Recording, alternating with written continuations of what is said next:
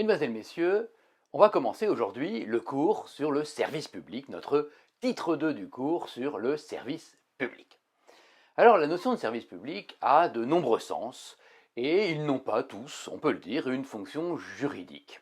On va donc appréhender ce sens, ce mot de service public, ces mots de service public, cette expression service public avec sa polysémie. D'abord, on peut le dire, il y a un sens commun au mot de service public.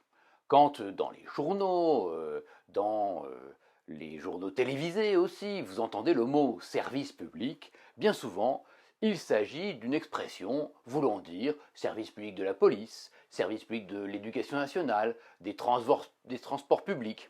Et cela sert la plupart du temps à justifier une situation de monopole ou de service devant rester à l'abri de toute concurrence, de toute atteinte réelle ou supposée à des éléments étrangers, comme le libéralisme, l'Europe, la mondialisation.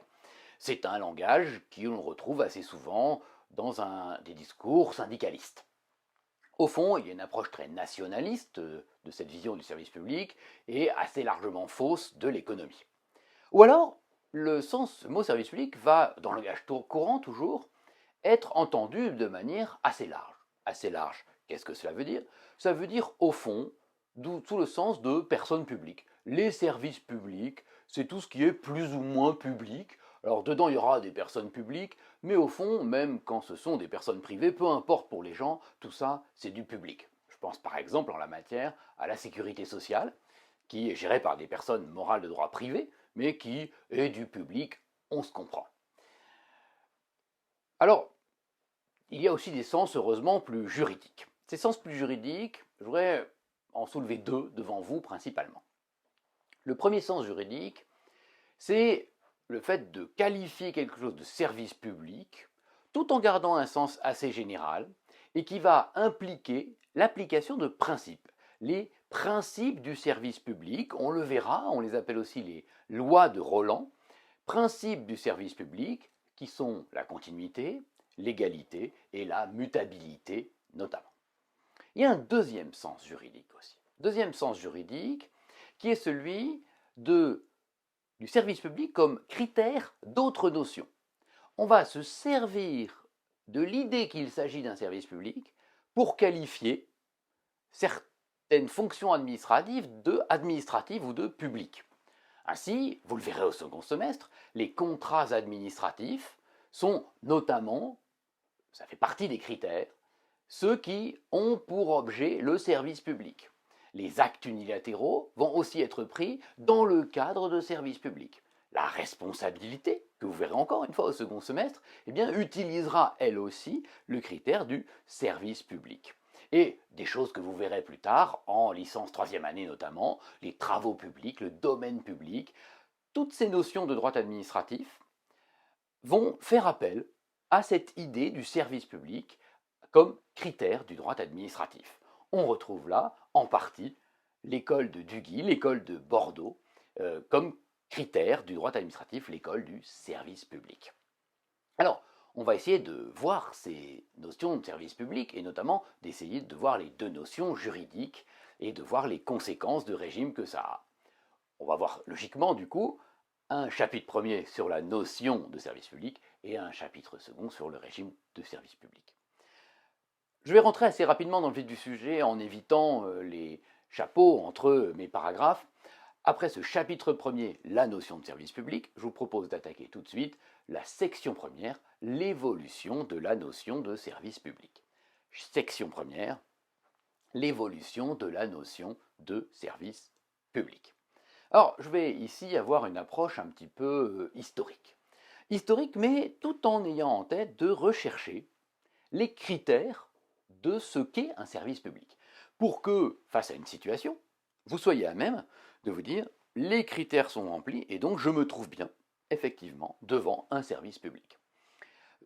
On va donc voir d'abord les critères tels qu'ils sont classiquement en France, et notamment la notion française de service public. On verra plus tard que l'Europe développe une certaine forme de notion de service public que nous allons aussi analyser. Donc, paragraphe premier, la notion française de service public. Paragraphe 1er, la notion française de service public. La notion française de service public. Grand A, les éléments permanents de la définition. On va voir dans ce grand A que, quelles que soient les évolutions historiques, en réalité, plusieurs éléments ont toujours été retrouvés dans cette notion de service public. Ça va être des éléments de stabilité. D'abord un petit 1 que je vais intituler « Des critères précis, point d'interrogation ». Des critères précis, point d'interrogation. En effet, certains éléments de la notion de service public sont toujours présents depuis que la notion a été utilisée en droit, et je vous l'avais évoqué, la notion de service public est dans l'arrêt Blanco, directement en 1873. C'est parce qu'il s'agit d'un service public que dans l'arrêt Blanco, eh bien, le tribunal des conflits confie à l'ordre administratif la question de l'indemnisation de la petite Agnès. Donc, dès l'origine du droit administratif, eh bien, on a la recherche de cette notion de service public. D'autres éléments ont beaucoup changé ou plutôt n'ont pas été réellement fixés. Ces éléments permanents de la notion de service public, on va en trouver 3. Tout simplement 3. Je vais les détailler maintenant. D'abord, premier élément de la notion de service public, il faut que l'activité de service public soit une prestation de service. Dit comme ça peut paraître étonnant, voire un peu redondant. Le service public doit être un service? Oui, mais c'est intéressant à noter. Parce qu'on aurait vite tendance à qualifier de service public telle entreprise, telle personne. Or non, ce qui caractérise le service public, c'est que c'est un service. Ce n'est pas directement la personne ou l'entreprise qui fait le service. C'est le service public. Alors, on va essayer de préciser qu'est-ce que ce service. Ça peut être une prestation matérielle, comme par exemple faire circuler un bus. Faire circuler un bus, c'est le service, qui sera là en l'occurrence un service public pour les autres critères, mais qui constitue bien une activité de service. Ça peut aussi être une activité beaucoup plus immatérielle. Par exemple, financière. Un prêt peut être un service. Donc une activité de service qui n'est pas le plus facile à définir, mais quand on l'a en tête, on ne confond pas service public et autres éléments d'intérêt général. Alors précisément, le deuxième critère du service public, qu'est-ce que c'est? C'est que l'activité de service, donc, doit être d'intérêt général. Une activité d'intérêt général. C'est difficile de définir juridiquement l'activité d'intérêt général, mais on s'en fait une idée préconçue assez juste. Au fond, si on devait essayer de se rapprocher de la réalité, on peut dire que l'activité d'intérêt général doit servir une partie de la population. L'activité d'intérêt général, elle s'oppose à l'intérêt privé qui serait l'intérêt personnel d'un petit groupe ou d'une personne. L'activité d'intérêt général a une fonction sociale. Servir une partie de la population, donc, me paraît une définition raisonnable. Donc, premier élément, l'idée que le service public est un service, une activité de service. Deuxièmement, qu'elle est d'intérêt général. Troisième critère classique, pour qu'il y ait service public, il faut qu'une personne publique au moins soit fortement impliquée dans cette activité de service d'intérêt général. Alors, qu'est-ce que ça veut dire fortement impliqué? On peut distinguer deux choses. Souvent, la personne publique va elle-même prester le service d'intérêt général. C'est elle, avec ses propres services, qui va faire le service d'intérêt général. Dans ce cas-là, on va dire que l'activité est assurée par la personne publique. Mais il y a aussi des hypothèses dans lesquelles la personne publique est à l'origine du service, c'est elle qui en a l'idée, ou à tout le moins que même si elle n'a pas eu l'idée originelle, elle s'en empare et elle va en partie l'organiser. Elle va organiser la façon dont ce service va être presté, en quelque sorte pour mettre des garanties sur l'équité de ce principe, sur le fait qu'elle soit vraiment d'intérêt général, etc.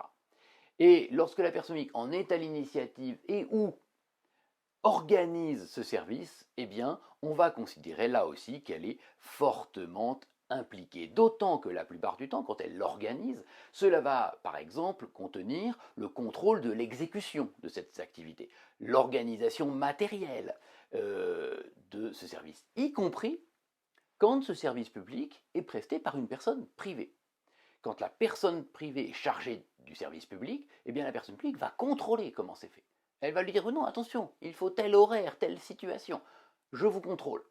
Si la personne publique est fortement impliquée, soit parce qu'elle le fait elle-même, parce qu'elle assure le service, soit parce qu'elle l'organise, elle le contrôle, on va dire qu'elle l'assume, eh bien dans ces deux cas, qu'elle assure ou qu'elle assume le service public, on peut dire qu'elle est fortement impliquée. On a notre troisième critère. Premier critère, l'activité de service public est une prestation de service. Deuxième critère, l'activité de service public est une activité d'intérêt général. Troisième critère, une personne publique est fortement impliquée, c'est-à-dire que soit elle assure le service elle-même, soit elle l'assume en l'organisant et en le contrôlant ou en ayant eu l'initiative.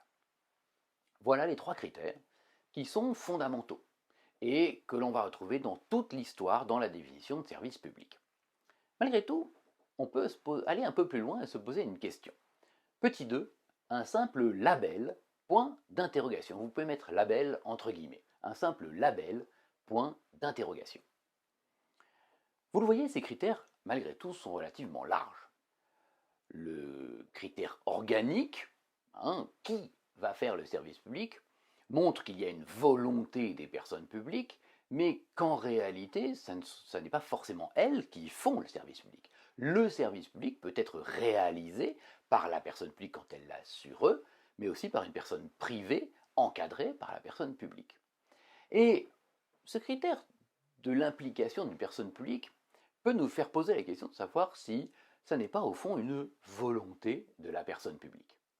C'est ce constat que faisait Didier Truchet, dont je vous ai déjà parlé, dans un article qui s'appelle « Nouvelle récente d'un illustre vieillard, label de service public et statut de service public ». Nouvelle récente d'un illustre vieillard, label de service public et statut de service public. C'est un article qui est paru dans une revue juridique qu'on appelle l'AJDA, Actualité juridique, droit administratif, en 1982, page 427 pour ceux qui voudraient aller le voir. Alors, cette idée de Didier Truchet, pour vous la présenter de manière relativement simple, quelle est-elle? Si une personne publique, au fond, voit une activité de service, qu'il peut en déceler l'intérêt général, le fait qu'il décide de l'assurer elle-même, ou de l'assumer, c'est-à-dire de l'organiser, fait qu'au fond, un service public dépend de la bonne volonté d'une personne publique. C'est la personne publique qui va dire, qui va faire qu'un service d'intérêt général passe au cap supérieur et devient véritablement un service public. C'est pour ça que Didier Truchet appelle ça un label. Au fond, c'est comme si la personne publique voyait une activité de service avec un intérêt général, qu'elle prenait un tampon, qu'elle tamponnait, voilà, c'est labellisé, c'est un service public. Pourquoi? Parce que je l'ai décidé, soit en l'assurant, soit en l'assumant, en l'organisant. D'accord? Donc il n'y a pas des services publics, le service public n'est pas immanent. Ce n'est pas quelque chose de tout temps, quelque chose est un service public. Ça n'est un service public que parce que la personne publique le veut. Une personne publique le veut. Et ça, il faut l'avoir en tête pour bien comprendre ces critères et les évolutions. Alors précisément, les évolutions, je voudrais y venir un petit peu. Grand B, petite histoire de la notion de service public. Grand B, petite histoire de la notion de service public. C'est compliqué de faire un balayage de l'histoire parce que vous comprenez bien que je n'ai pas passé 3 heures à vous préciser toutes les étapes, ce qui vous ennuierait pour une grande partie d'entre vous. Non, mais je voudrais vous montrer à quel point il y a des étapes pour vous montrer à quel point le critère du service public et la place du service public a été plus ou moins grande dans l'histoire du droit administratif. En effet, vous allez vous rendre compte que il y a des périodes dans lesquelles le service public va être important et des périodes dans lesquelles il va être négligé, négligeable peut-être. Et le fait que ce service public soit plus ou moins important va montrer sa place dans les arrêts. Alors vous pourrez trouver des arrêts anciens avec du service public, des arrêts récents avec du service public, puis au milieu une période plus creuse. Il ne faut pas vous dire que c'est exactement la même chose. En comprenant l'évolution, vous allez pouvoir comprendre mieux la place du service public. Alors, on va distinguer trois grandes périodes dans l'évolution de la notion. Première période, c'est celle de la fin du XIXe siècle. Petit 1, la fin du XIXe siècle. Petit 1, la fin du XIXe siècle. Petit 1, la fin du XIXe siècle. À la fin du XIXe siècle, et je suis en train de parler de juste après l'arrêt Blanco, 1873, on est au dernier quart, on rentre dans le dernier quart du XIXe siècle. Donc à la fin du XIXe siècle, le droit administratif utilise le critère du service public, puisque, comme je vous le disais, l'arrêt Blanco lui-même utilise le service public. Alors, comment à cette époque-là sont vus les services publics?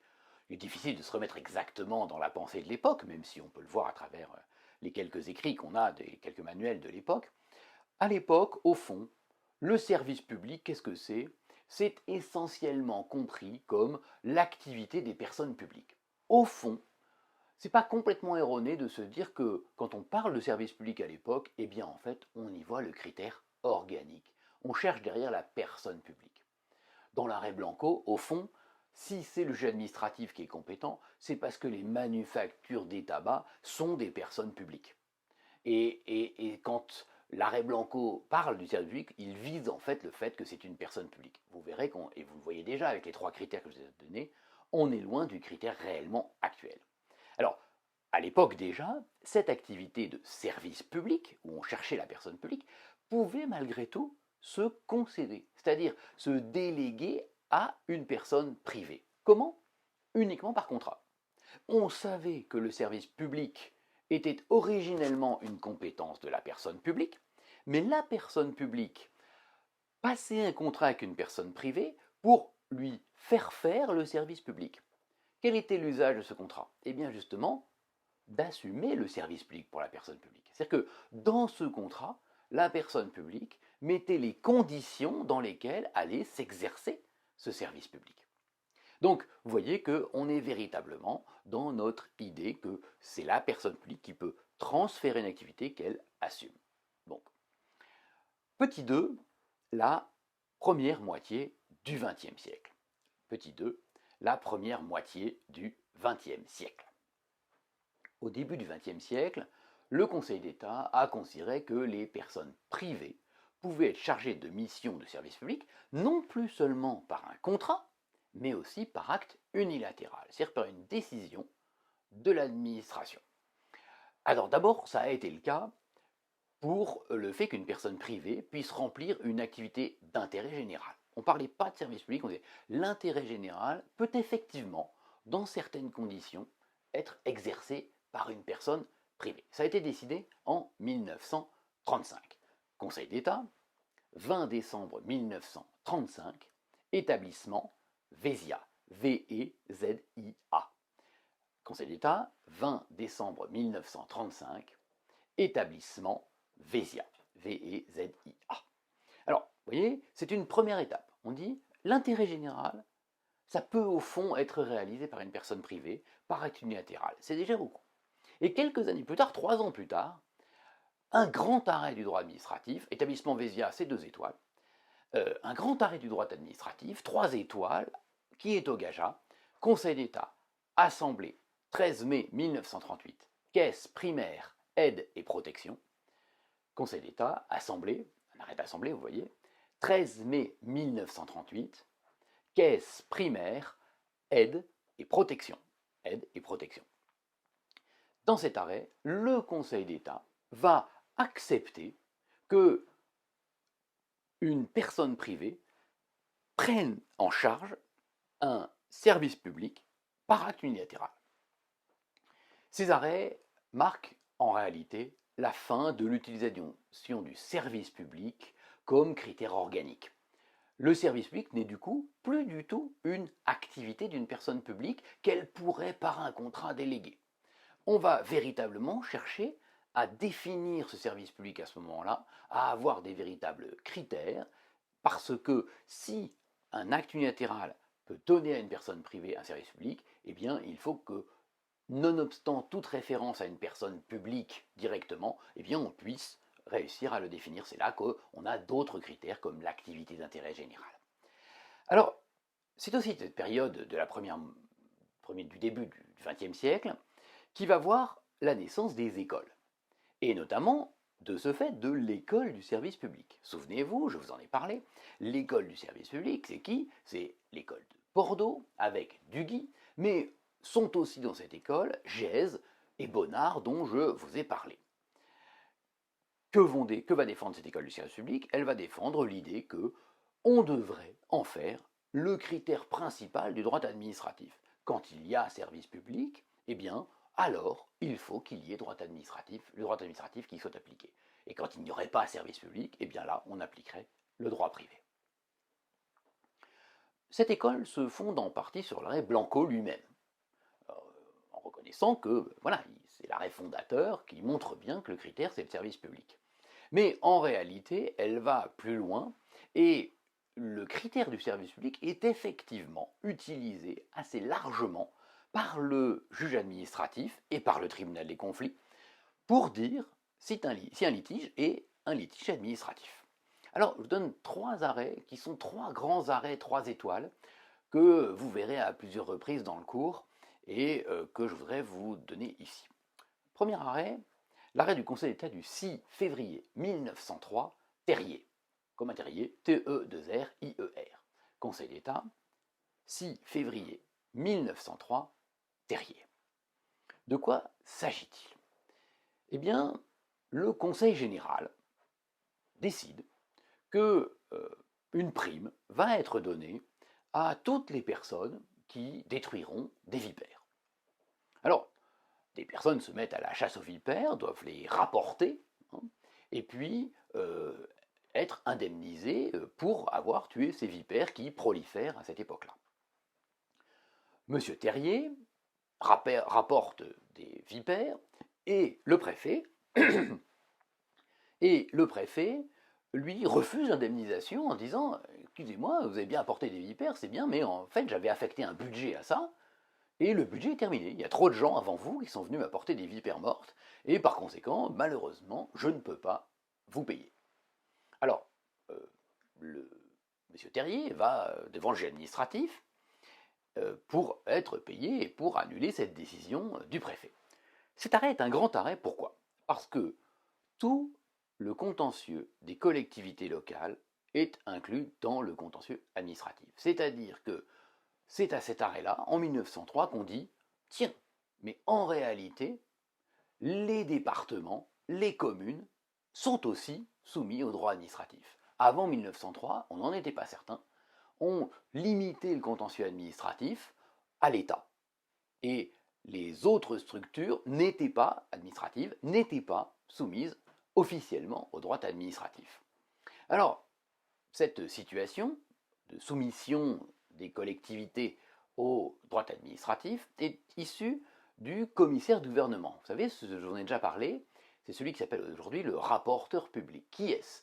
C'est un juge indépendant, et je vous en ai parlé quand je vous ai parlé de la doctrine, en vous disant que dans la doctrine administrativiste, aujourd'hui, il y avait les professeurs, mais il y avait aussi certains juges administratifs, notamment ceux qui étaient commissaires du gouvernement, qui donnaient une opinion au juge qui allait véritablement juger et qui parlait après les avocats. Eh bien, le commissaire du gouvernement à cette époque s'appelle Romieu. R-O-M-E-M-I-E-U. R-O-M-I-O-U.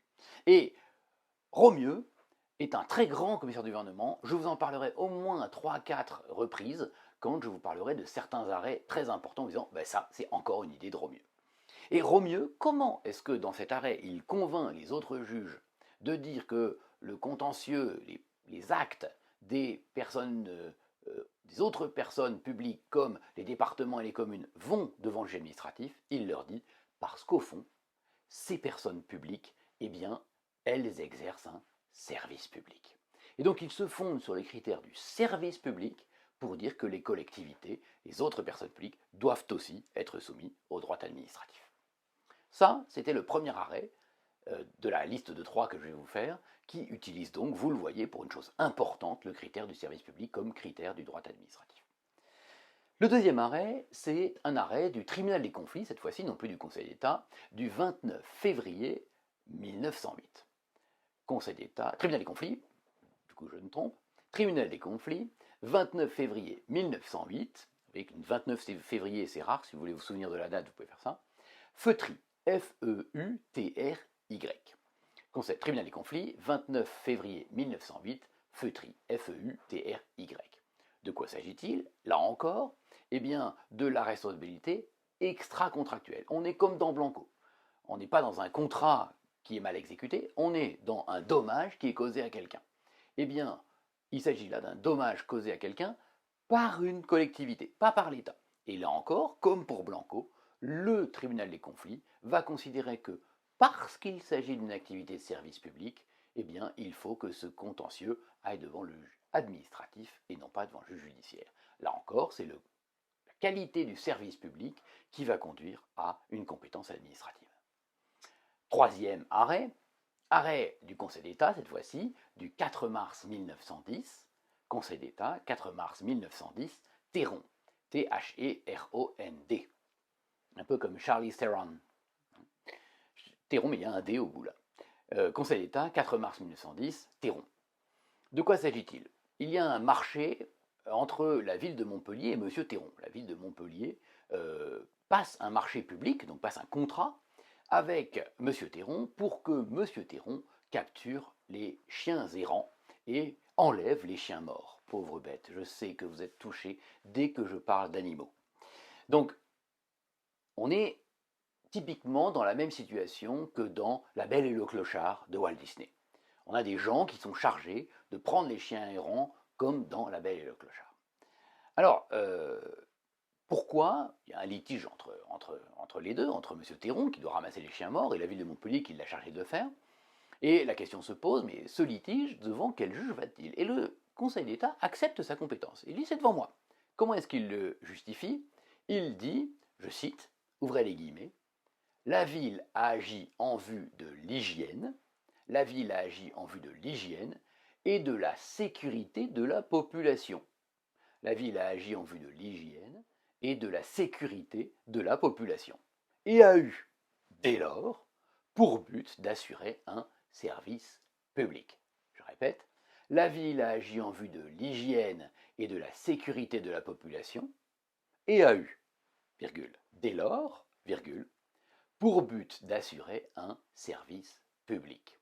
Et là, dans cet arrêt Theron du 4 mars 1910, eh bien, le Conseil d'État dit quand un contrat a pour but d'assurer un service public, en l'occurrence, pourquoi on ramasse les chiens morts et pourquoi est-ce qu'on capture les chiens qui sont errants? Eh bien, parce qu'on ne veut pas que les chiens morts pourrissent et posent des problèmes d'hygiène et de maladie, et on ne veut pas que les chiens errants mordent les gens. Eh bien, l'arrêt nous dit empêcher que des chiens errants ou morts portent atteinte à l'hygiène et à la sécurité, c'est un service public. Et puisque c'est un service public, c'est très simple. Cela implique la compétence administrative. Voilà cette période un peu reine pour le service public comme critère. La première moitié du XXe siècle, c'est le critère du droit à l'administration. Pas vraiment complètement la première moitié, d'ailleurs je simplifie un petit peu. Puis, troisième période dont il faut que je vous parle. Petit 3, la deuxième partie du XXe siècle. Petit 3, la deuxième partie du XXe siècle. Alors, aux alentours de 1912, voilà, après l'arrêt Theron, en réalité, il y a une chute de l'usage du service public. On le verra un peu plus tard dans le cours, je ne vais pas déposer ici, on le verra un peu plus tard dans le cours, je ne vais pas le détailler ici, mais en réalité, le Conseil d'État se met à arrêter d'utiliser la notion de service public. Le Conseil d'État commence à développer sérieusement l'usage des critères de prérogatives de puissance publique en matière de contrat, de clauses exorbitantes du droit commun à l'époque, et en disant c'est quand on voit la puissance publique dans l'activité administrative que l'on va avoir une compétence administrative. Et à partir, on va dire, après Theron, après 1910, eh bien on a une série d'arrêts qui n'utilisent plus le critère du service public. Alors, la troisième renaissance du service public, c'est bien cette troisième partie à la fin du XXe siècle, après les années 50. L'usage dans les jurisprudences du service public disparaît après 1910, l'usage doctrinal tombe en désuétude, la doctrine du service public perd en réalité face à l'école de la puissance publique d'Oriou, de Toulouse, qui gagne. Vous devriez être fiers de ça. Mais vous allez voir, il ne gagne pas définitivement. On parle à cette époque-là officiellement de crise du service public. On dit, il y a une crise, le service public n'est plus le critère. Dans les années 50, cependant, sous l'impulsion du Conseil d'État Latournerie, eh bien, la doctrine du service public va refaire partie du droit administratif. Latournerie fait partie du concours d'agrégation de droit public. Et il entend tous les candidats, alors qu'il est membre du Conseil d'État, dans le concours pour devenir prof de droit, eh bien, il y a normalement un membre du Conseil d'État. Et ce membre du Conseil d'État, cette fois-ci, c'est Latournerie. Et Latournerie entend tous les candidats à l'agrégation lui dire le service public est en crise, le service public est mort, ça n'est plus un critère de droit administratif. Et ça ne lui plaît pas. Et donc, quand il retourne au Conseil d'État, il convoque les jeunes commissaires du gouvernement, les jeunes qui peuvent faire évoluer la jurisprudence du Conseil d'État, et puis ils leur disent, écoutez, à partir de maintenant, il faudrait qu'on arrête d'avoir abandonné ce service public. On est dans les années 50, c'est pas neutre. Vous savez que c'est aussi une période où il y a eu des nationalisations, où on a une forte place d'un communisme politique très fort. On a une forte place des communistes dans l'Assemblée nationale. Et le service public fait partie, revient dans l'esprit des gens comme quelque chose d'important, comme une valeur à défendre après la Deuxième Guerre mondiale. Et donc la Tournerie incite sa juridiction, en réalité, à reprendre en main le critère du service public et à le réutiliser. Alors, toutes les bases des notions d'aujourd'hui, du cours de deuxième année, du cours de troisième année, vont se trouver, se développer à ce moment-là. Que se passe-t-il? Eh bien, on n'abandonne pas la théorie de la puissance publique. On n'abandonne pas les critères qui ont été posés après 1912, quand la théorie du service public est un peu tombée en désuétude, et que on se fondait sur la puissance publique. Non, on ne l'abandonne pas. On va rajouter un critère du service public. C'est-à-dire que pratiquement toutes les notions de droit administratif à partir des années 50, et celles que vous allez étudier vous, eh bien, ont un double critère. On va dire c'est administratif, soit quand il y a la présence de prérogatives de puissance publique, soit quand il y a lien fort avec le service public. Et vous allez voir que tout au long de notre cours et tout au long des cours suivants que vous aurez en troisième année, notamment en droit administratif, bien, on va retrouver cela. D'ailleurs, la définition, à cette époque-là, va reprendre officiellement des éléments classiques. Qu'est-ce qu'il faut? Il faut une activité de service, organisée par la personne publique ou contrôlée par elle, et pour lier la puissance publique et le service public, eh bien souvent on va rajouter le fait que lorsqu'il y a service public, il y a usage de prérogatives de puissance publique. Donc c'est une activité d'intérêt de service, d'intérêt général, assurée ou assumée par une personne publique, qui permet à celui qui exerce le service public d'avoir des prérogatives de puissance publique. Vous voyez comment on lie à la fois l'école d'Oriou de la puissance publique et l'école de Duguy du service public. Alors, on va avoir un très fort exemple de ça dans un arrêt de section du Conseil d'État du 28 juin 1963, Conseil d'État, section 28 juin 1963, Narcy, N-A-R-C-Y, un arrêt 3 étoiles là encore. D'ailleurs, ce qui est intéressant dans cet arrêt Narcy, c'est aussi la note. Il y a un professeur, un grand professeur, qui l'a commenté. Et ce professeur, c'est un Bordelais. Il s'appelle André de Lobadère. André de Lobadère, qui va beaucoup participer à Bordeaux, largement après la mort de Duguy, eh bien, à relancer ce critère du service public de manière raisonnable et en acceptant, au fond, que ce critère du service public soit en parallèle et même utilise le critère de la puissance publique. Cet arrêt Narcy, il est aussi intéressant parce que, vous voyez, il cumule les deux critères. Or, on oppose parfois ces deux critères. Mais dans bien des hypothèses, lorsqu'il y aura le critère du service public qui sera rempli, eh bien, il y aura aussi le critère de la puissance publique, et vice-versa. puisque la puissance publique sert le service public. Il y a une sorte de réconciliation des deux notions. Alors, on va retrouver dans de nombreux arrêts l'usage du service public à partir des années 50. Quelques exemples rapides, ce sont des arrêts qui devraient être du 3 étoiles. Les deux qui touchent la troisième année, je ne vais pas leur mettre d'étoiles, vous les verrez en troisième année. Il y en a un qui sera 3 étoiles que vous reverrez avec Pierre Egea au second semestre. D'abord pour les travaux publics.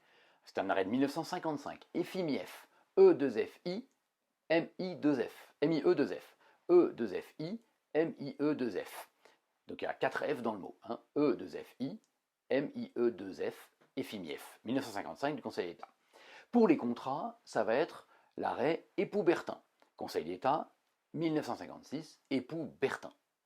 Et puis, pour le domaine public, l'idée que le domaine est public parce qu'il y a un lien avec le service public, c'est l'arrêt du Conseil d'État de 1956, Conseil d'État 1956, Société Le Béton, comme du béton, Société Le Béton. Vous voyez, ces arrêts sont de 55, 56, on voit que dès que la tournerie est retournée au Conseil d'État et qu'il a dit il faut réutiliser le critère service public, eh bien, ça s'est fait tranquillement, les notions ont peu à peu été modifiées pour, en plus du critère de la puissance publique, alternativement, mais souvent cumulativement, on ajoute le critère du service public.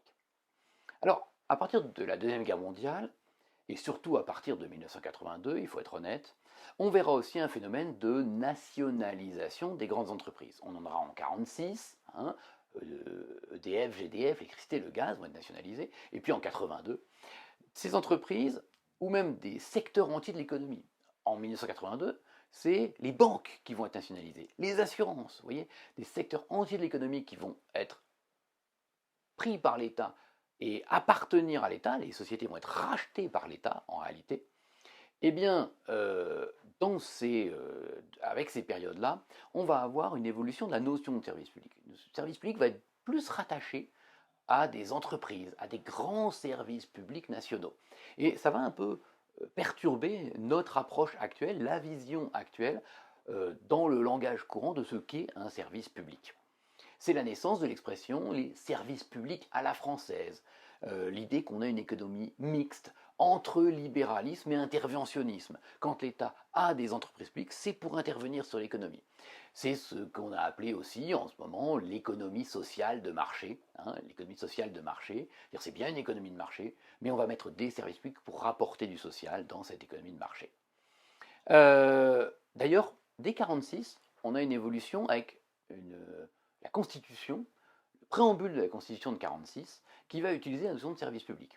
Hein, dans le préambule de 1946, il y a un neuvième considérant qui est assez fort et qui en réalité ne s'applique pas tellement aujourd'hui, qui est que tout service public national ou monopole de fait doit être nationalisé et le fait que tout service public national ou monopole de fait doit être nationalisé n'est pas appliqué. On pourrait estimer que l'électricité et le gaz sont encore des services publics nationaux. Or, on les a dénationalisés précisément. On pourrait estimer que le transport par train, la SNCF, est un service public national. Et pourtant, on est en train de le dénationaliser. Pas tout à fait. On a transformé l'établissement public en société commerciale, détenue à 100% par l'État. Hein, 100% des actions des sociétés du groupe SNCF appartiennent à l'État. Et ça n'est pas dénationalisé, mais vous voyez que déjà, on prépare EDF à la concurrence. Donc, ce préambule de 46 doit être pris dans sa version historique. Et il est compliqué de l'appliquer aujourd'hui, en tout cas avec l'Europe. Il faut reconnaître que dès 1986, il y a eu des privatisations. Et le service public a perdu son importance, certains le regrettent. Le service public à la française n'est plus ce qu'il était, on va dire.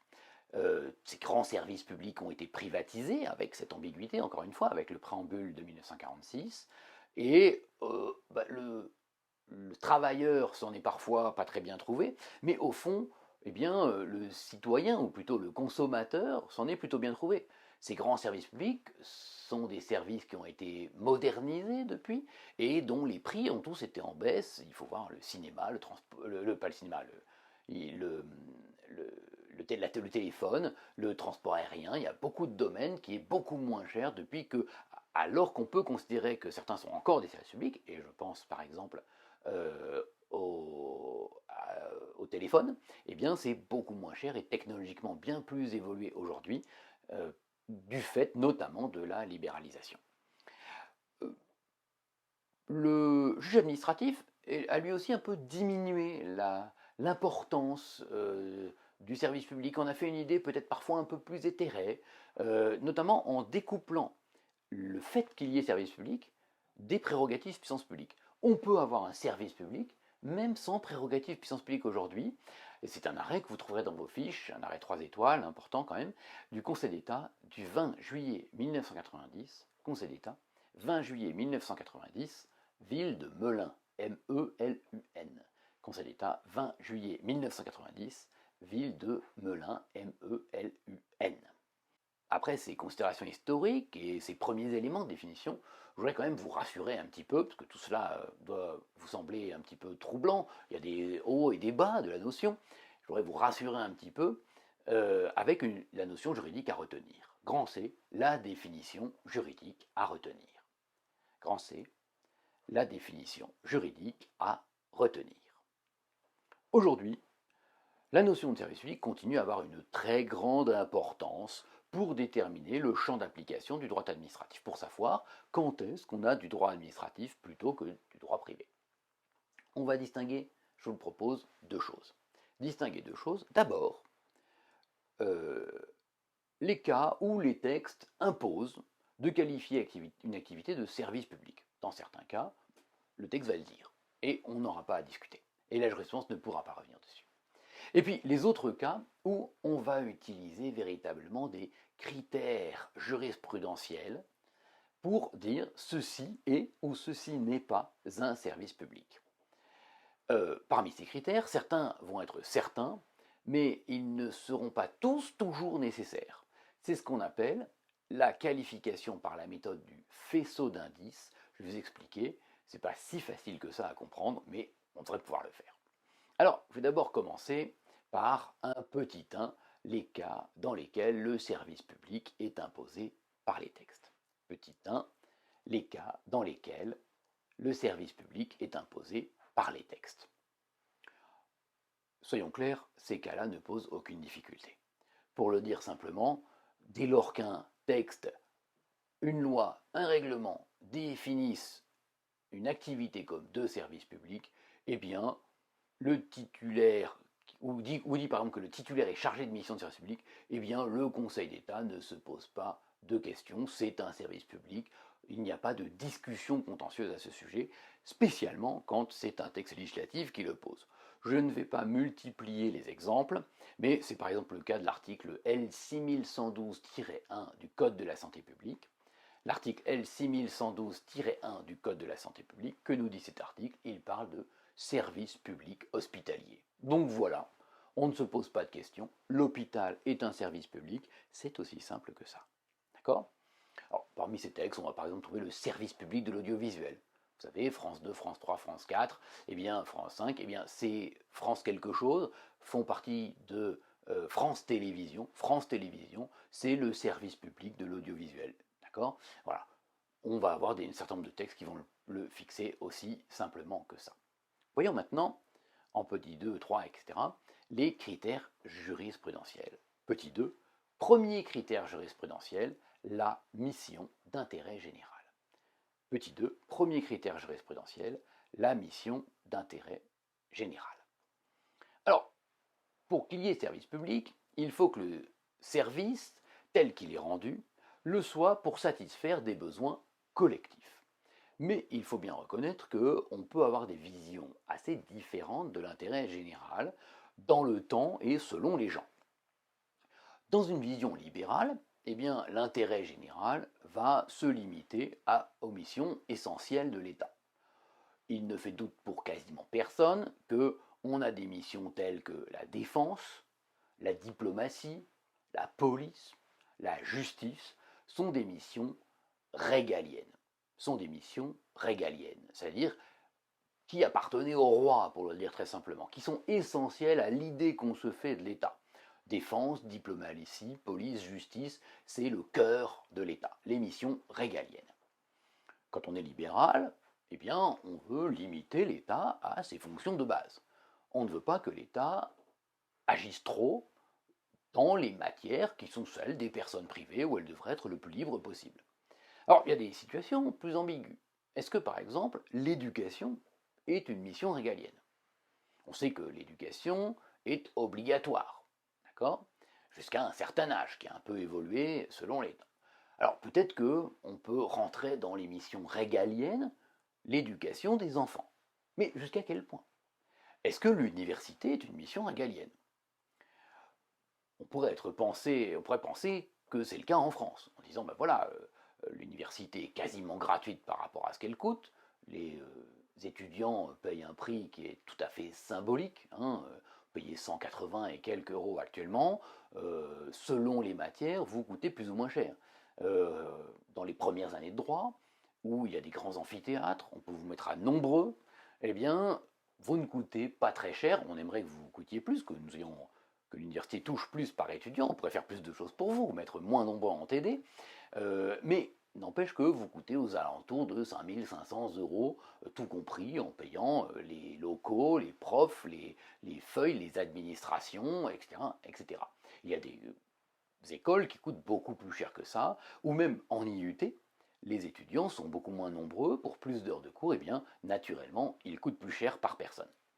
Quand vous payez 180 euros, vous voyez que vous ne coûtez pas cher, vous ne payez pas cher, vous ne payez pas le service, très loin de là. C'est les citoyens qui payent service pour vous. C'est encore plus le cas pour ceux d'entre vous, et c'est très très bien, ne pensez pas que je conteste quoi que ce soit dessus, qui touchent des bourses. Quand vous touchez des bourses, eh bien, si vous cumulez les bourses et les APL, et puis l'idée que vous payez tout ça, chaque étudiant, chacun de vous devant cette caméra, eh bien, vous représentez plus de 10 000 euros d'impôts payés par des gens chacun.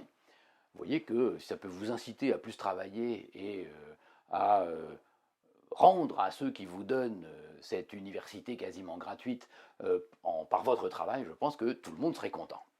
Donc, vous voyez, dans une vision un peu plus large, mais à peine, on va se demander est-ce que l'éducation, l'enseignement supérieur est une mission régalienne de service public? Est-ce que ça fait partie de quelque chose d'essentiel? En France, on dirait facilement oui. En revanche, il faut bien reconnaître qu'aux États-Unis, ce n'est pas le cas. Il y a des universités publiques, mais malgré tout, où elles coûtent beaucoup plus cher que ce que vous payez vous. Et il y a plein de pays du monde où toutes les universités coûtent cher parce qu'on estime que ce n'est pas à l'État de payer l'éducation supérieure.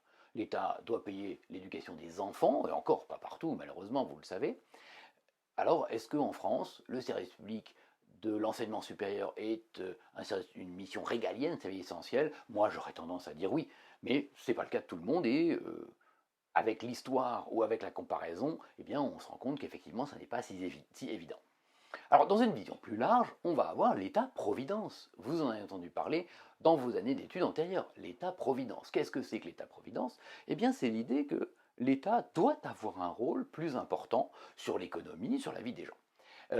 Et donc, il y a beaucoup plus d'activités qui sont d'intérêt général dans l'État-providence. Et ces activités d'intérêt général, eh bien, vont de fait augmenter la part de services publics. Le premier critère, c'est l'intérêt général. Si on estime qu'il y a de plus en plus de missions d'intérêt général, on va avoir de plus en plus de services publics.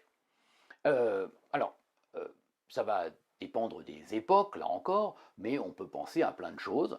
La santé, par exemple, chez nous aussi, c'est un peu comme l'éducation, ça fait partie des services publics de base. Vous savez qu'il y a plein d'endroits où en réalité, la santé n'est pas assurée par l'État, où il faut s'assurer auprès du privé et payer très cher les hôpitaux, eh bien, qui doivent assurer des missions, qui sont des missions qui sont d'intérêt général, mais ne sont pas considérées comme ce que nous, on appellerait un service public.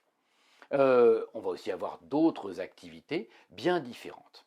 Alors, à la fin du 19e siècle, Oriou a eu plusieurs fois à s'interroger dans des notes qu'il écrivait. Vous savez que Oriou est un très grand arrêtiste, il y a 3 gros volumes comme ça qui ont été publiés de l'ensemble des notes d'Oriou.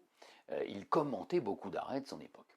Et Oriou, dans les commentaires d'arrêt qu'il faisait, a eu plusieurs fois à s'interroger, à critiquer sur la notion de service public qui était utilisée par les juges administratifs. Il y a un arrêt très connu, je vais lui mettre 3 étoiles tellement il est connu, il fait partie de la culture générale de ceux qui ont fait des deuxièmes années de droit. C'est un arrêt du Conseil d'État du 7 avril 1916, Conseil d'État, 7 avril 1916, Astruc, A-S-T-R-U-C, A-S, truc, Astruc. Conseil d'État, 7 avril 1916, Astruc. Alors, dans son commentaire, Oriou critique l'arrêt qui considère que le théâtre est un service public. Pour lui, l'idée que le théâtre est un service public est complètement insupportable.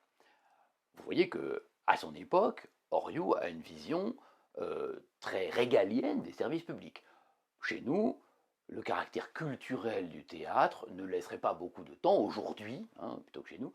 Aujourd'hui, on n'a pas beaucoup de doutes sur l'idée que le théâtre est un service public. À l'époque, ça choque, en 1916, ça choque Oriou, qui trouve que ce n'est pas du tout le cas. Pour lui, écrit-il, le théâtre a comme inconvénient, je le cite, ouvrez les guillemets, d'exalter l'imagination, d'habituer les esprits à une vie factice et fictive, virgule, au grand détriment de la vie sérieuse. Donc le théâtre a comme inconvénient d'exalter l'imagination, d'habituer les esprits à une vie factice et fictive au grand détriment de la vie sérieuse, virgule, et d'exciter les passions de l'amour, lesquelles sont aussi dangereuses, nous dit-il, que ceux du jeu et de l'intempérance. Et d'exciter les passions de l'amour, lesquelles sont aussi dangereuses que celles du jeu et de l'intempérance. Pour ceux qui ne sauraient pas, l'intempérance, c'est la boisson. Quelle vision des choses! Pour lui, le théâtre, c'est une vie factice et fictive. J'aimerais bien mettre Oriou devant une console de jeu ou avec un casque de réalité virtuelle pour voir ce qu'il penserait de notre situation aujourd'hui. Le théâtre, pour lui, est trop dans l'imagination, pas dans la vie sérieuse. Vous voyez, lui, il voit la vie normale telle qu'elle va être comme une vie sérieuse uniquement. Et le théâtre est donc dangereux parce que c'est la passion, c'est l'amour. En toute honnêteté, autant j'ai une passion pour les écrits d'Oriou et je respecte beaucoup le grand juriste, autant je ne pense pas que j'aurais vraiment aimé le rencontrer. J'aurais peut-être bien aimé boire une bière avec lui, mais comme manifestement il ne devait pas boire beaucoup non plus, je ne suis pas certain que ça se serait fait. Donc aujourd'hui, en revanche, à l'inverse de ce que disait Oriou à l'époque, je me permets de dire d'assister sur ces erreurs ou ces défauts ou ces qualités, ces valeurs que défendait Oriou parce que je l'aime vraiment beaucoup. Aujourd'hui, les activités culturelles sont bien plus largement, évidemment, des services publics. Alors, ça notamment, des choses qui ont été reconnues un peu tardivement, mais malgré tout, pour vous, bien avant votre naissance, les sports et les activités des fédérations sportives ont notamment été reconnues comme des services publics. L'organisation des compétitions, spécialement, est une activité de service public. C'est ce que nous dit le Conseil d'État dans un arrêt du 22 novembre 1974. Conseil d'État, 22 novembre 1974, Fédération des industries françaises des articles de sport. Fédération des industries françaises des articles de sport, que vous pouvez appeler l'arrêt FIFAS, F-I-F-A-S, Fédération des industries françaises des articles de sport, l'arrêt FIFAS du 22 novembre 1974. L'organisation des compétitions sont des missions de service public. Ce qui veut dire que, eh bien, les fédérations sportives sont des personnes privées chargées de missions de service public. D'accord ? Deuxième exemple d'activité culturelle qui aujourd'hui est un service public sans aucun doute, ce sont les livres. Les livres, attention, y compris les BD.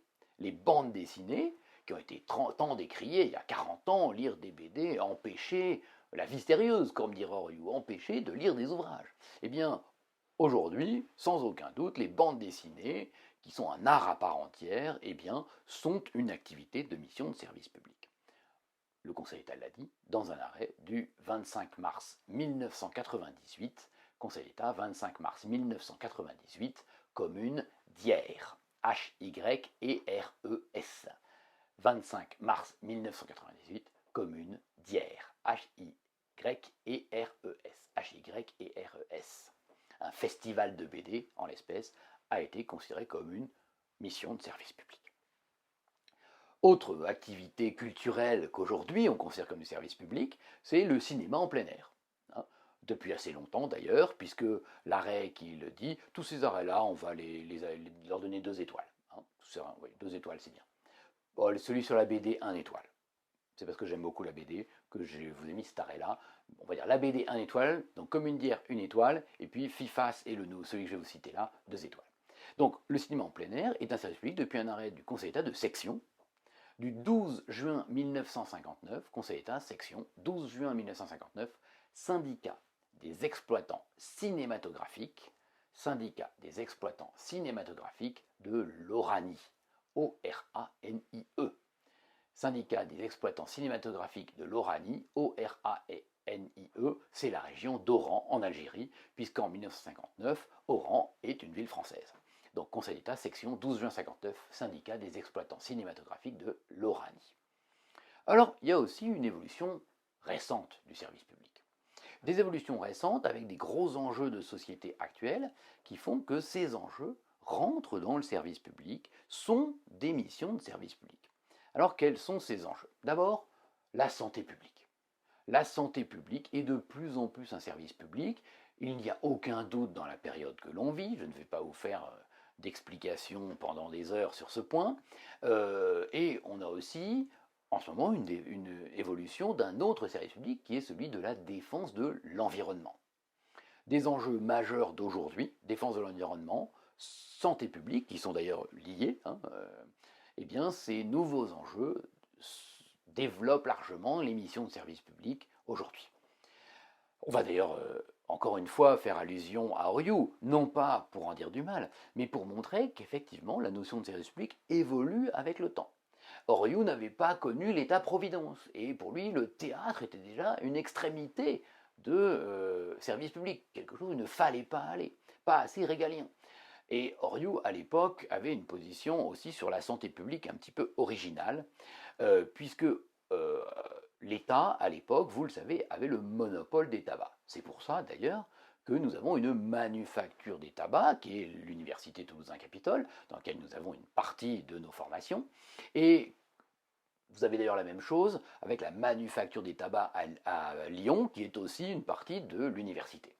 Alors, Oriou, en revanche, ne voyait aucun problème à ce que le tabac soit un service public. Pour lui, l'idée qu'il y ait des manufactures des tabacs publiques qui puissent être un service public, j'avais oublié, vous l'avez bien entendu, puisque nous avons l'arrêt Blanco, qui est un wagonnet de la manufacture des tabacs de Bordeaux.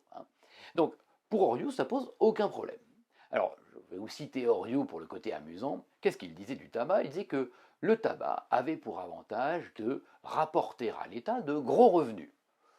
Aujourd'hui, vous avez remarqué qu'à aucun moment je ne vous ai dit qu'un des critères du service public, c'était qu'il devait rapporter de gros revenus. On verra que c'est même presque l'inverse pour une partie du service public.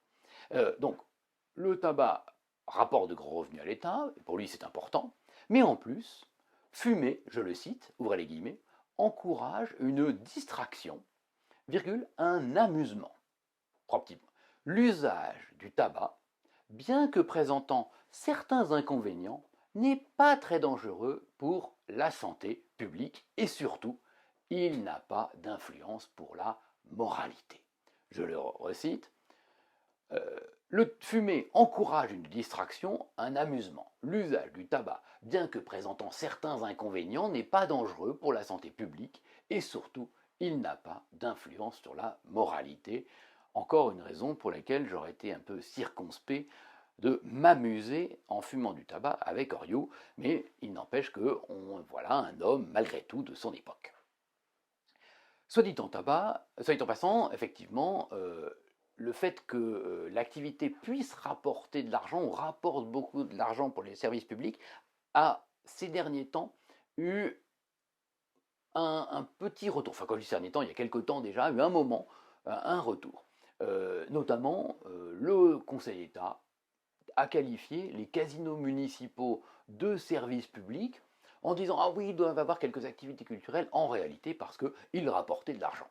Dans un arrêt du 25 février 1966, Conseil d'État, 25 février 1966, ville de Royan, R-O-Y-A-N.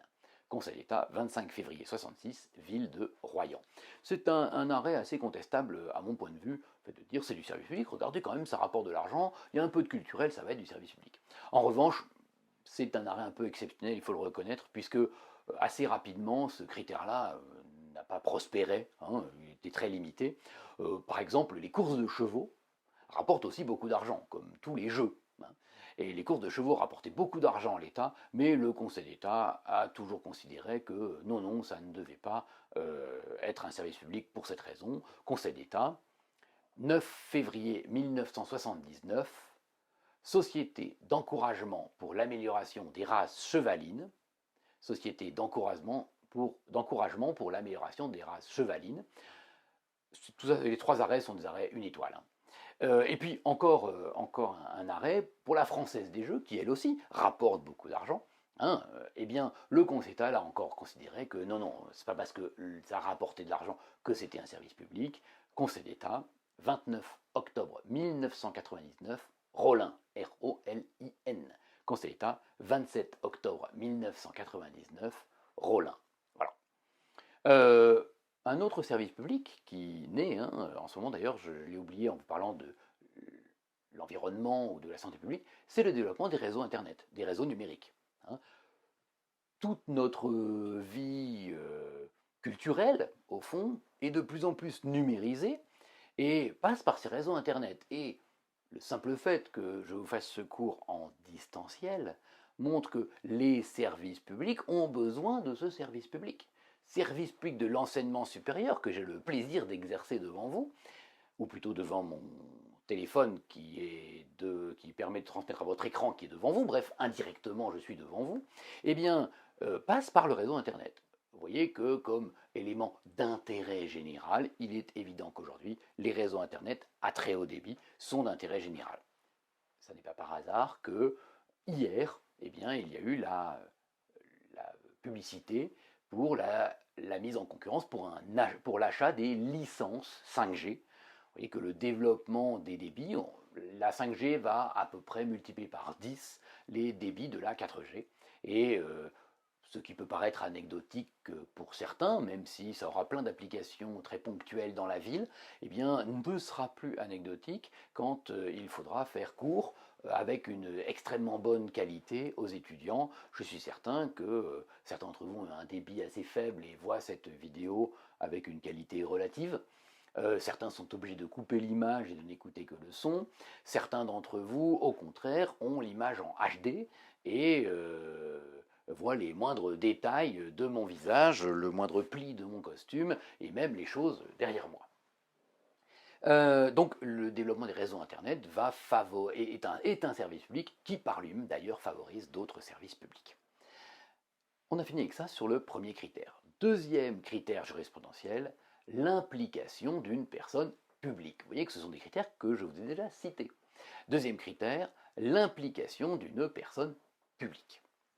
Alors, on peut distinguer, et j'ai déjà évoqué ces mots-là avec vous, les activités assurées par une personne publique, d'une part, et les activités assumées par une personne publique, d'autre part.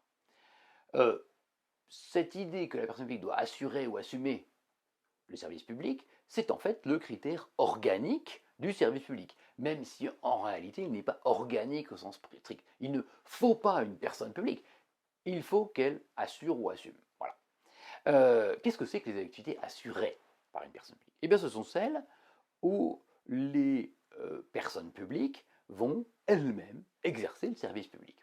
Alors attention, cette idée n'est pas si évidente que ça, parce que effectivement, certaines activités des personnes publiques ne sont pas des activités de service public. Ne serait-ce que parce que certaines personnes publiques agissent parfois dans une activité qui n'est pas d'intérêt général. Le premier critère n'est pas rempli.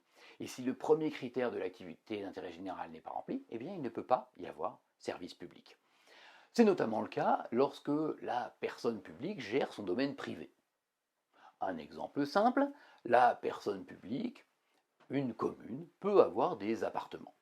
Et la personne publique n'a pas ces appartements-là pour avoir une mission spéciale. Ce n'est pas pour faire du social, etc. Non, elle a des appartements et elle les loue. Elle les loue pourquoi? pour avoir les bénéfices, c'est-à-dire les loyers. Et elle a une activité purement commerciale dans laquelle il n'y a aucun intérêt général. L'intérêt général le plus lointain possible, ce serait elle touche de l'argent qui permet de payer moins d'impôts. Mais c'est pas ça l'idée. C'est pas de l'intérêt général, ça. C'est pas une activité d'intérêt général que de louer sur le marché immobilier les biens d'une personne publique. Quand la personne publique fait cette activité-là, elle prend des décisions de gestion de ses appartements. En aucun cas, elle n'a une activité d'intérêt général. Ce qui veut dire que quand elle agit pour louer ses immeubles, et pour bien d'autres activités de ce type, eh bien, elle n'exerce pas une mission de service public. D'accord? Elle n'exerce pas une mission de service public. Donc, la présence d'une personne publique n'implique pas nécessairement service public. Attention, c'est bien un des critères. Et puis, il y a les activités assumées par une personne publique. Qu'est-ce que ça veut dire? Grosso modo, deux principales choses. On va dire trois principales choses. Soit la personne publique est à l'initiative de l'activité. Elle se dit, il faut absolument qu'il y ait ça, c'est pas moi qui vais le faire, c'est pas moi qui vais investir, mais je vais confier à quelqu'un le fait de le faire. Souvent, c'est lié avec le deuxième élément de l'activité assumée. C'est-à-dire que la personne publique va organiser les dispositions essentielles, va organiser même assez largement comment va s'exercer cette activité d'intérêt général. D'accord? Imaginez par exemple qu'une personne publique veuille développer un serveur informatique avec les places de parking libres dans la ville. Eh bien, elle va faire mettre des capteurs dans la ville. Elle peut pas du tout vouloir le faire elle-même avec ses propres services. Elle va le confier à quelqu'un, mais pour cela, elle va dire attention, je vais organiser cette activité, je vais vous imposer d'avoir une gestion des données de ces capteurs, je vais vous imposer de les publier de telle et telle manière, de les ouvrir à telle ou telle personne, et pas de faire ce que vous voulez de ces données-là. D'accord? Donc elle va en être à l'initiative, mais aussi en organiser les dispositions essentielles. Troisième élément de l'activité assumée par une personne publique, c'est-à-dire celle dans lesquelles elle est impliquée, eh bien c'est le contrôle. La personne publique, quand elle assume une activité de service public, eh bien elle va aussi en contrôler l'exécution. Elle en est à l'initiative et où elle organise et où elle contrôle que l'organisation est bien et que le service public en tant que tel respecte certaines valeurs et certaines règles du service public. D'accord? Alors, la question qui se pose ici, évidemment, c'est que ce sont, dans tous ces cas-là, des personnes privées qui gèrent le service public. Quand la personne publique assure le service public, c'est une personne publique qui l'assure. Quand elle assume le service public, quand elle l'organise, la plupart du temps, ça va être une personne privée qui va gérer le service public. Et donc, ça n'est pas rare. Il ne faut pas que vous pensiez que le service public est lié à la personne publique au sens où c'est elle qui doit le faire. Non, la personne publique, elle ne peut qu'assumer le service public, l'organiser, le contrôler, en être à l'initiative. Et donc, il y a des dizaines de services publics qui sont assumés par les personnes publiques, mais qui sont assurés par une personne privée. C'est l'arrêt établissement Vésia dont je vous ai parlé, qui gère le service public, Conseil d'État, Assemblée, 20 décembre 1935, établissement Vésia, Conseil d'État, Assemblée, 20 décembre 1935, établissement Vésia, précité. Et puis, c'est aussi le cas d'un autre arrêt que je vous ai cité, Conseil d'État, Assemblée, 18 mai 1938, caisse primaire, aide et protection. 18 mai 1938, caisse primaire, aide et protection. Dans ce cas-là, on a les caisses de sécurité sociale. Vous n'en êtes peut-être pas conscient, la Sécu, pour nous, c'est un grand service public. Eh bien, depuis sa création, en 1936, par le Front populaire, eh bien, le service public de la sécurité sociale est assuré par des personnes privées, par ce qu'on appelle des caisses de sécurité sociale. Et la caisse primaire aide et protection est une caisse de sécurité sociale, personne privée chargée d'une mission de service public. La Sécu, c'est géré par le privé. Voilà ce que ça veut dire. On a aussi un autre exemple, un exemple du tribunal des conflits, du 20 novembre 1961, Centre Eugène Marquis, comme un marquis, M-A-R-Q-U-I-S, tribunal des conflits, 20 novembre 1961, Centre Eugène Marquis, qui estime qu'un centre de lutte contre le cancer, eh bien, peut être chargé d'une mission de service public, alors que ce centre de lutte contre le cancer est bien une personne morale de droit privé. D'accord?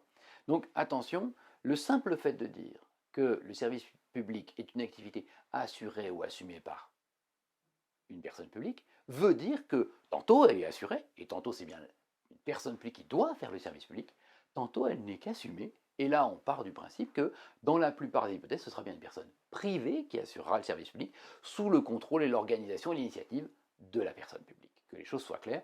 J'insiste un petit peu parce que souvent, les étudiants ont en tête service public égale personne publique.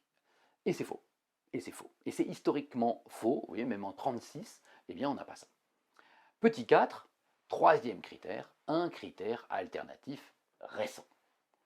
Petit 4, troisième critère, un critère alternatif récent.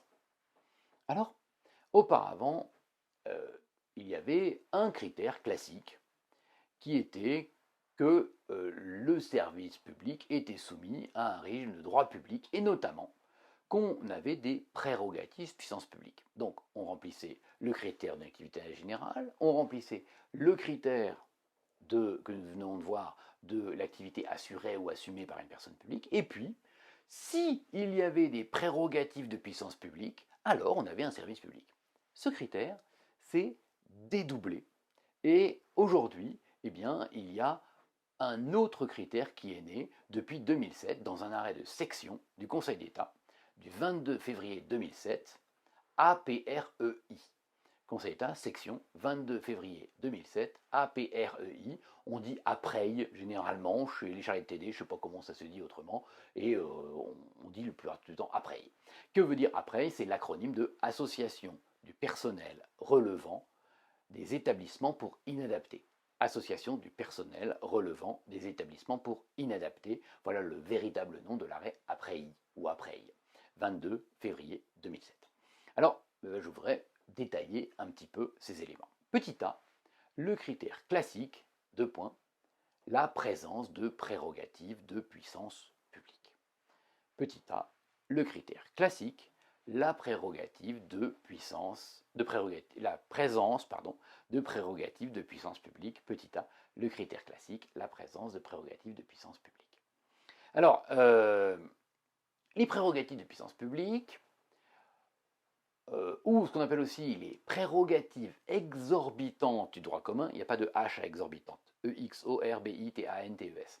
Les prérogatives exorbitantes du droit commun, ou les prérogatives de puissance publique, sont la plupart du temps présentes pour qualifier une activité de service public. Ces prérogatives de puissance publique prennent plusieurs formes. On va les retrouver sous plusieurs formes, où on va voir derrière la puissance publique. Alors, parfois, donner à une personne privée des prérogatives de puissance publique, ça va être lui permettre de prendre des actes unilatéraux, des décisions unilatérales. C'est le cas par exemple pour les caisses de sécurité sociale. Dès lors qu'on a un service public qui est géré par une personne privée, sous le contrôle de la personne publique, eh bien, les caisses de sécurité sociale vont pouvoir prendre des actes, des décisions unilatérales. D'accord? C'est bien la marque d'une personne publique, prendre une décision unilatérale, eh bien, elle est transférée parce que c'est un service public. Ou plutôt, comme on a transféré, eh bien, c'est un service public. On va aussi trouver ça dans les contrats. Dans les contrats qui servent au service public, eh bien, le contrat va donner des pouvoirs particuliers au co-contractant. Quand on transfère un service public par contrat, le co-contractant va avoir des pouvoirs particuliers, va par exemple pouvoir parfois stipuler pour autrui, c'est-à-dire décider pour quelqu'un d'autre, eh bien ça va être la marque de prérogative de puissance publique. On va aussi, par exemple, avoir la capacité à recevoir des recettes fiscales. Lorsque quelqu'un qui est chargé de mission de service public, y compris personne privée, va pouvoir percevoir des recettes fiscales, ça veut dire, pour le dire plus simplement, percevoir un impôt, une taxe, un équivalent, eh bien, dans ces cas-là, on va avoir une prérogative de puissance publique. Ou alors, plus simplement, la prérogative de puissance publique, ça va parfois être un monopole. Vous avez une activité d'intérêt général qui est organisée par la personne publique comme un monopole donné à une personne privée. Le simple fait que la personne privée ne soit pas sur un marché, bénéficie de ce monopole, eh bien, est une prérogative de puissance publique qui peut en faire un service public qui est un des critères du service public, le troisième critère, le critère classique du service public. Alors, ce qui est intéressant, c'est que bien sûr ces pouvoirs sont habituels pour les personnes publiques. Elles prennent des actes unilatéraux, elles décident pour autrui unilatéralement, elles peuvent faire recevoir des recettes fiscales. Elles exercent presque donc tout le temps un service public. Lorsqu'elles agissent elles-mêmes dans une activité d'intérêt général, naturellement, elles utilisent leur pouvoir. C'est ce qui fait que la plupart des activités des personnes publiques remplissent très facilement tous les critères. Donc, presque tout le temps, sauf les cas que j'ai cités tout à l'heure, c'est-à-dire quand l'activité n'est pas d'intérêt général, la personne publique, naturellement, va exercer des services publics. Et c'est assez logique. Duguay, d'ailleurs, disait que l'État n'était qu'un agglomérat de services publics. C'est pas si faux. Et là, on en voit la marque. Et donc, ce qui est intéressant dans cette idée, c'est que ces pouvoirs naturels des personnes publiques peuvent être transmis par voie contractuelle, par voie unilatérale, à une personne privée, si cette personne privée gère une activité d'intérêt général, et de manière encadrée par la personne publique, alors on lui aura véritablement délégué un service public. D'accord?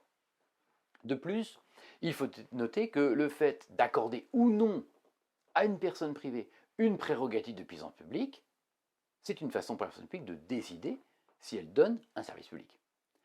Si la personne publique encadre un peu une activité d'intérêt général, mais qu'elle ne donne aucun pouvoir à la personne privée, eh bien en fait, elle ne fait pas de ce service un service public. Ça n'est qu'un service d'intérêt général. Ça n'est pas un service public. C'est ce qui va dans le sens de la position de Didier Truchet. Didier Truchet, quand il dit que le service public est un label, eh bien on en a la marque. Si la personne publique donne véritablement des prérogatives de puissance publique, alors c'est qu'elle veut en faire un service public. C'est là qu'elle met le tampon. C'est en donnant des prérogatives de puissance publique qu'elle dit à une personne publique, regarde, c'est bien un service public que je te donne. C'est pas seulement une activité d'intérêt général que j'organise. D'accord? Voilà. Donc, vous voyez qu'il y a un caractère volontaire dans le fait de faire un service public. Ça choque souvent les étudiants, mais c'est la personne publique qui décide si un service qu'elle donne est un service public ou ne l'est pas. Parce que pour qu'il soit un service public, la personne publique doit donner des prérogatives de puissance publique. Ok? Petit b, le critère alternatif de l'arrêt après I. Le critère alternatif de l'arrêt après I. Cet arrêt, quel est-il? Je vous l'ai cité tout à l'heure, Conseil d'État, section 22 février 2007, Association du personnel relevant des établissements pour inadaptés, APREI. Que nous dit cet arrêt? Il nous fait dans un considérant extrêmement intéressant que vous retrouverez dans la fiche. Il nous fait une sorte de résumé du nouveau droit aujourd'hui applicable. Il reprend les critères classiques, mais il ajoute aussi des critères nouveaux qui sont la deuxième façon, le critère alternatif pour faire un service public quand il n'y a pas de prérogative de puissance publique. Je vous lis le considérant et je vous l'explique. Même en l'absence de telles prérogatives, c'est-à-dire de prérogatives de puissance publique, quand il n'y a pas de prérogative de puissance publique, une personne privée doit également être regardée dans le silence de la loi, et vous voulez qu'on revoie notre petit 1, s'il y a la loi, je ne m'en occupe pas, une personne privée doit également être regardée dans le silence de la loi, comme assurant une mission de service public, lorsque, eu égard à l'intérêt général de son activité, on retrouve le critère classique de l'activité d'intérêt général, et aux conditions de sa création, de son organisation, de son fonctionnement, aux obligations qui sont imposées, ainsi qu'aux mesures prises pour vérifier que les objectifs qui lui sont assignés sont atteints, il apparaît que l'administration a entendu lui confier une telle mission. Alors, on retrouve les critères classiques. L'intérêt général de l'activité, critère numéro 1 précisé. Les mesures prises pour vérifier que les objectifs sont assignés, qu'est-ce qu'on a? On a bien l'idée que la personne publique assume la mission. C'est-à-dire qu'elle a fixé des objectifs à la personne privée. Donc, on a les critères classiques, l'intérêt général de l'activité, et la personne publique qui a encadré l'activité en donnant des objectifs. D'accord? La personne publique fixe les missions de la personne privée qui a ce service. Il manque les prérogatives de puissance publique, c'est ce que nous dit l'arrêt. Il n'y a pas de prérogatives de puissance publique. Par quoi va-t-il les remplacer? Par un ensemble de critères. L'ensemble de critères, pour lui, dans cet arrêt, démontrant qu'il y a une volonté d'en faire un service public. On va remplacer le critère de « je veux que ce soit un service public, je te donne des prérogatives de puissance publique », je te les donne, ces prérogatives, par je veux que ce soit un service public, eh bien, je vais mettre des conditions telles que, il n'y a pas de doute, tout le monde va voir que j'ai voulu vraiment encadrer une activité importante. Quelles sont ces conditions? Les conditions de la création, comment ça a été fait, là on va retrouver l'initiative publique par exemple, l'organisation, est-ce que la personne publique, à quel point elle organise le service, si elle organise beaucoup le service et qu'elle se dit que c'est important, qu'elle a voulu en faire un service public, le fonctionnement, par exemple, d'où vient l'argent, est-ce que le service est beaucoup financé par les personnes publiques, et puis les obligations imposées, les horaires, la régularité, l'égalité de tous à l'accès à la mission. Quand il y a ces critères qui sont très forts, ces éléments très forts, que ce soit créés par la personne publique, encadrés par elle, l'organisation, le fonctionnement, les obligations, le Conseil d'État de temps en temps va dire j'ai pas de transmission de prérogatives de publique, mais c'est tellement encadré en quelque sorte que je vais quand même dire que cette mission est une mission de service public. Voilà, c'est le critère alternatif de l'arrêt Freil. Donc, tous ces indices font, c'est ce que dit l'arrêt, que l'administration a entendu lui confier une telle mission. On retrouve en filigrane l'idée de label posé par la personne publique pour faire un service public. En fait, encore une fois, l'administration choisit d'élever une activité d'intérêt général en service public. C'est la vision française et je vous propose de passer à un paragraphe 2 sur l'approche européenne du service public la prochaine fois. Je vous remercie de m'avoir écouté et à très vite.